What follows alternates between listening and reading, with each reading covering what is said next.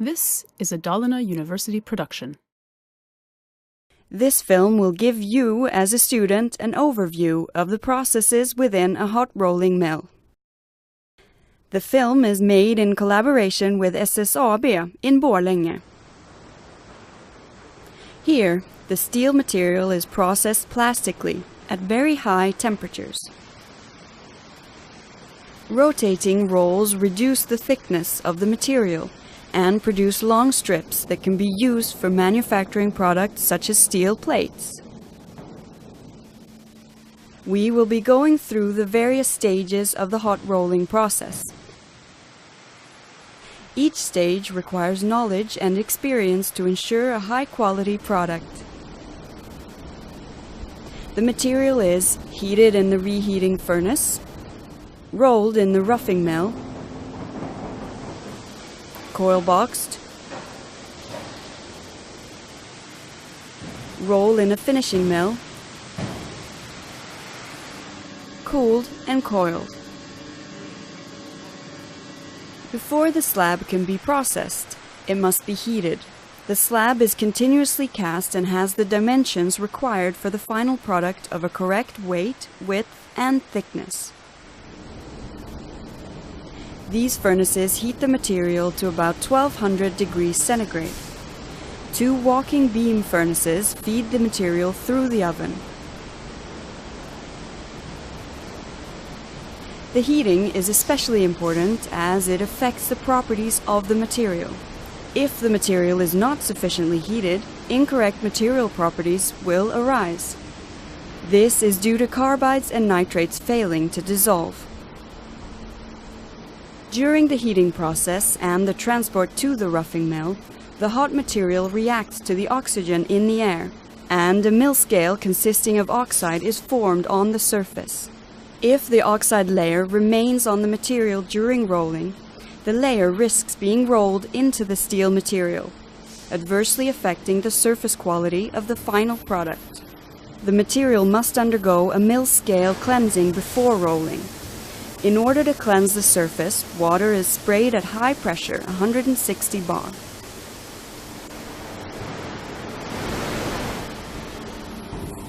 After the material has undergone a surface cleansing, it's sent to the roughing mill.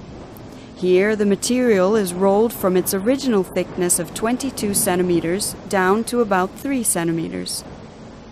This is a very significant reduction. At this roughing mill, a powerful 4-high rolling mill is used. That is, 2 backup rolls and 2 smaller working rolls. The backup rolls are often cast steel rolls. The working rolls must have very smooth surfaces and tolerate high temperatures and wear, as they are in direct contact with the material.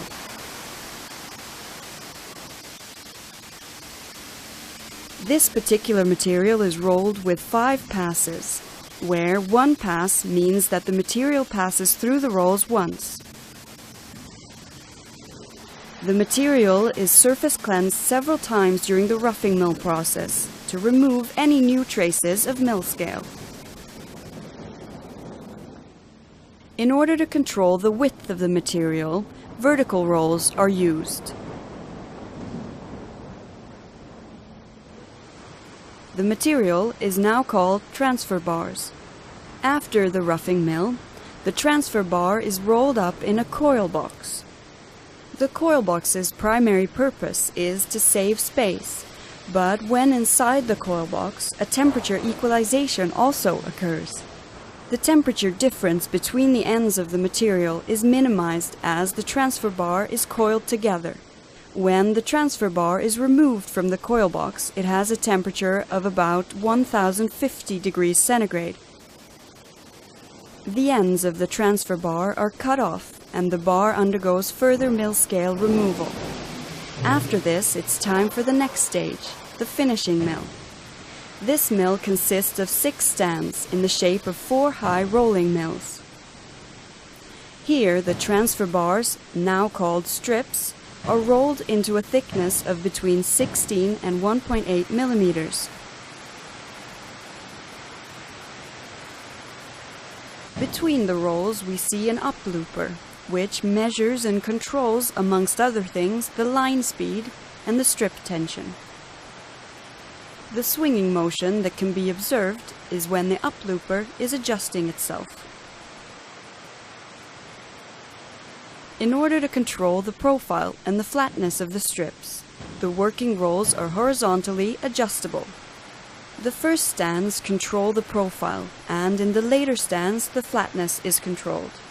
It's very important to have a correct strip profile and flatness before any post-processing starts.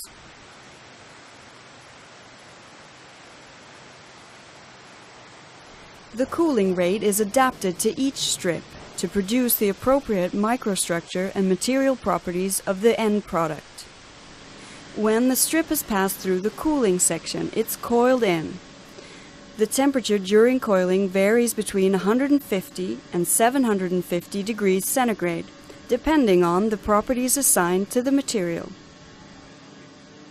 After coiling and the subsequent cooling, the strip can be sold directly to the customer or undergo additional processing stages, for instance cold rolling.